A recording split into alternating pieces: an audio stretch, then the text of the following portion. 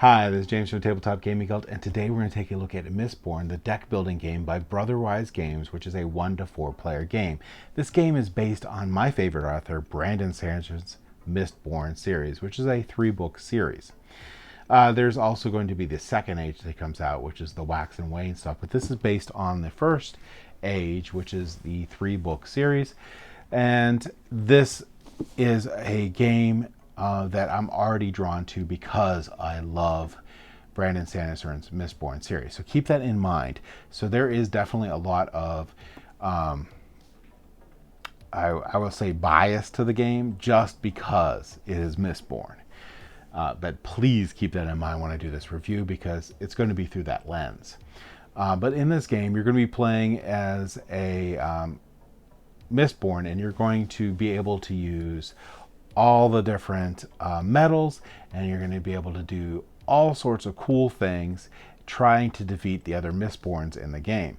So let's go ahead down to the table here. I'm going to show you basically how to play this game, just an overview of the game itself, and then we're going to come back and I'm going to give you my final thoughts.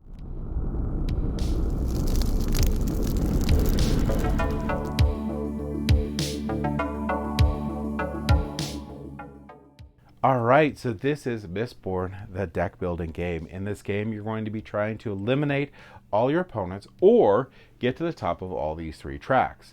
To set up the game, you're going to pick a first player, and if you're playing with more than 2 players, the last player is going to get this target. And this target works in sort of like a King of Tokyo manner.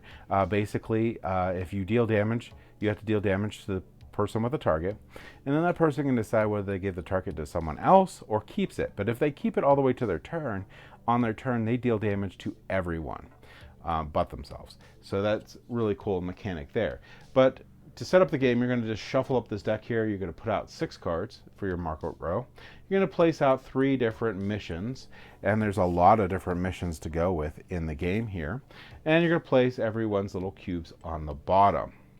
You're going to place out boxings and ATM, and you're going to give each player a player board here and put a metal token on each of the 8 different slots and their color marker in the first slot.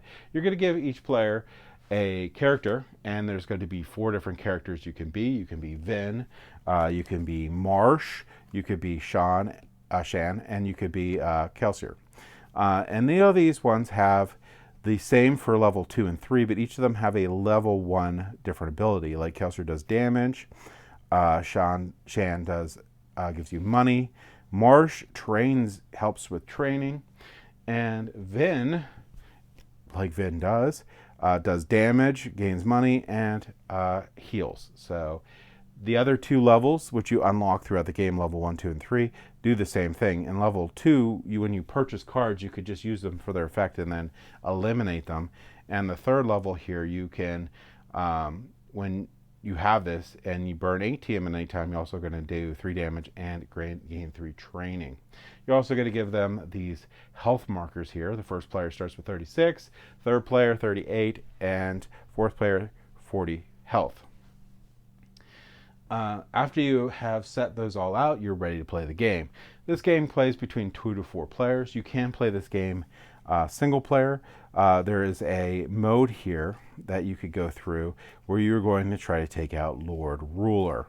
And I'm not going to really go over that, but there's a lot of really cool cards for it, a lot of good components for it, and the obligators are actually scary in this one, this mode.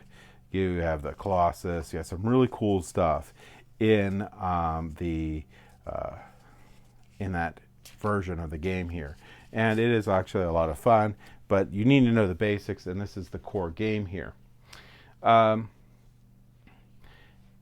the last thing we're going to do here is you're going to give out the deck of cards here. They're going to have 4 cards. You can see it says Vin down here that are specific to the character, and then you're going to get like 6 funding cards, which are just simple cards. Everyone's going to shuffle up their decks, and they're going to draw 5 cards to start the game. On your turn, you're going to use these cards. Ooh, wow, that was pretty bad. But you have these cards, and then you have funding cards. And the funding cards are just boxings that you're going to be able to use, or money that you're going to be able to use to purchase cards. These cards here, you have to burn these metals to be able to use. And there's 3 different things you can do on your turn. You're going to be looking at this track to burn those metals. So you're going to be looking at this track here. And these are how many metals you can burn. You start out with 1, but you can get up to 4 metals that you can burn per turn. And there's other ways that you can get it to burn more. Some of these were from completing these missions. But anyhow, whatever level you're at, you're going to start the game moving up 1. So every time it's your turn, you're going to move up 1. So you're going to progress this track. Right now, I can only burn 1 metal. So I could pick one of these cards, and I could perform its thing. So let's say I want to do bronze here, because I just want to. So I can put down bronze, and I can burn this metal. And this one means that I can move up 2 on one of these mission tracks. So these mission tracks do different things. Some of them have permanent abilities here. Some of them have one-time abilities. But as I move up this track, if I'm the first to a level, I'll get the first bonus plus the side bonus here. So I want to try to move up this track. Also, like I said, you could win the game if you get to the top. And that one has a permanent ability where I gain 2 money every turn, which is really, really nice. So I could do that. I can move up 2 on one of the tracks, and I just happen to want to move up 2 on this track. If I'm the first to this location, I draw a card plus draw a card, which is pretty nice. All right. The other way that I can burn metal, and I'm actually want to do that probably because of this character, is because if I burn pewter, this actually occurs. So on here I have one that burns pewter, but I don't have a metal because I can only burn 1 per turn right now that I can use, but I can flare it instead. So instead I flip it to this side and I spend that one to do the ability. So this one gives me 2 damage I can deal to someone and a coin. This one here gives me a health, a damage, and a coin. So with that, I have 3 damage that I can deal to the person with the target or their characters they have in front of them. So the first thing I do is I check to see if I want to deal any damage to their characters. Characters like these, they have 2 health, which is marked right here. I don't have to damage them. But if a card has Defender in front of them, I have to kill this card first before I do any damage to the player. But in this case, no one has any of those out, so I just deal, my damage to that player. Now that player with the target can decide whether they want to give the target to someone else, which would probably be me since I did damage to them, or hold on to it to deal damage to everyone on their turn. Then I could also purchase cards. So when I purchase cards here, and I would do that before I dealt damage, by the way, I would spend my money here, and I could purchase these cards. And these cards have different values here. This one here, let me burn bronze. I get to get 3 training up there. If I burn a second one, I could do the second ability. And you're like, wow, you can flare one, and you could burn one. Well, there's a third thing you can do.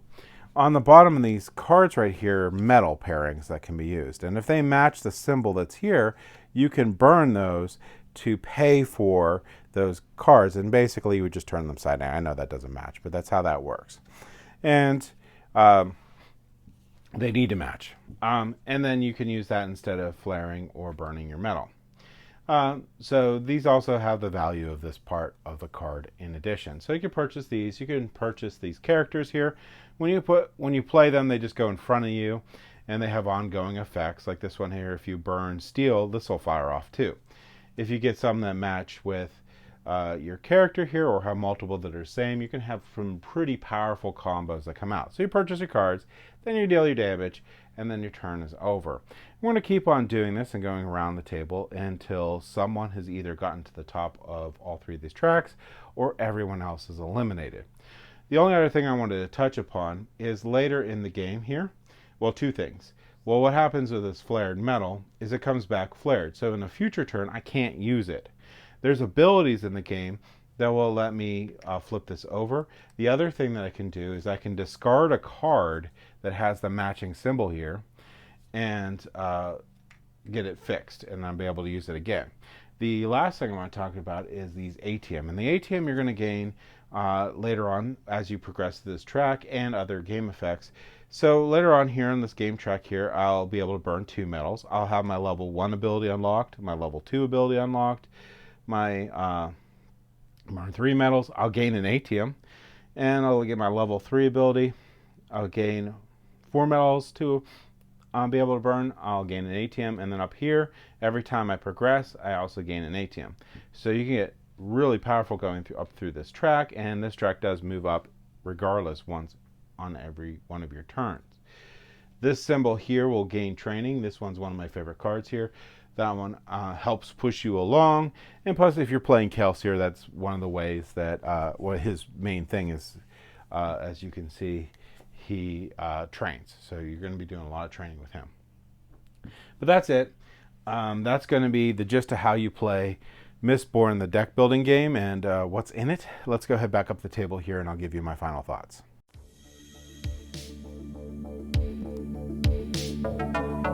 All right, so that was the Mistborn deck building game here. Component quality is great for this. It's really like the cards, really good quality on those, like the cool dual layer dashboards that you have in the game. Overall, component quality is great. So how is gameplay? Well, gameplay for this is going to be, it's a deck building game. So if you like deck building games, you're going to like this. This has like a mismatch of different mechanisms from other deck building games into this, so it sort of culminates into like a neat experience on there. So you have the market row like from Ascension, you have that progression of being able to do more things each round like a lot of the other deck building games out there have. You have this cool, this one's almost like King of Tokyo-ish target that you can have for the multiplayers till you get down to 2, where, you know, that's the person you attack. However, that person can pick to leave Tokyo, basically, give the target to someone else. Doesn't have to be the person to attack them, though. Or keep on to it, because then they get to, when they do the attack, they hit everyone. So they can get a really great turn out of it. So that's a really unique sort of idea for that with the other components or mechanisms meshed in. I really like that. I don't think you lose that too much if you just play 2-player, because that's just a head-to-head sort of thing. But I think that's a really cool element for the multiplayer, and I think 4 players is basically where this thing actually has its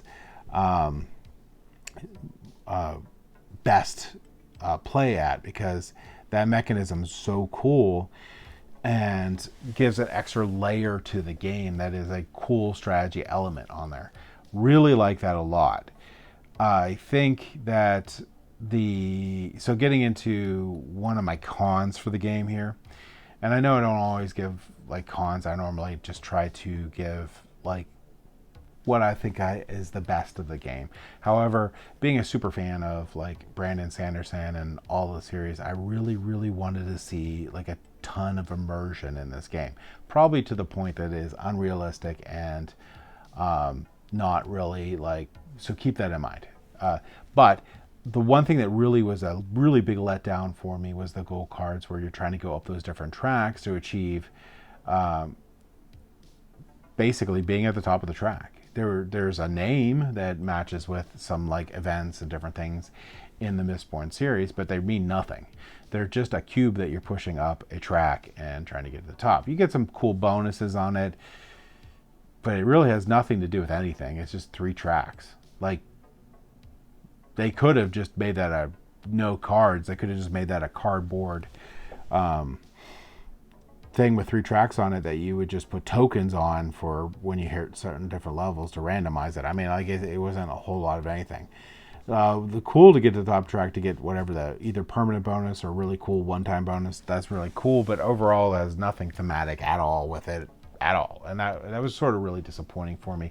The other disappointing thing as a fan was the obligators were meh cards, and the obligators were pretty much the big bads that everyone's scared of, so they should have, I would hope, to have been better, like the bigger cards to get, but they weren't. Art was great. I think they did a great job with the art, and most of the cards were thematic. But yeah, so that might be overly nitpicky, but again, you know, this is coming from someone that I purposely got this and bought this because it's Mistborn. So I didn't get it because it was a deck building game. I didn't get it because it's from Brotherwise. I got it because it's Mistborn. So keep that in mind for my comments on that, because that is the only way that I'm looking at it. Because there's so many deck building games out there. It just, I don't think it's, I don't jump to a deck building game unless it really has something that like draws me in. And this did it. It did its job. And I think overall, the combination that John DeClaire put in for how you're going to be playing the game with the different mechanisms actually makes it really cool. And like I said, that ideal player count for me is 4. I think that is going to be the best that this game's at, because I really love that targeting mechanism that they added in there. I think that was a really cool thing. So overall, this game pretty much is going to be in my collection either way, because it is Mistborn, but it's also a good game. If you like deck building games, this game is going to be a game you want to check out. If you love Brandon Sanderson, you're just going to get the game. So that's all there is to it. But either way, that's my thoughts on Mistborn, the deck building game.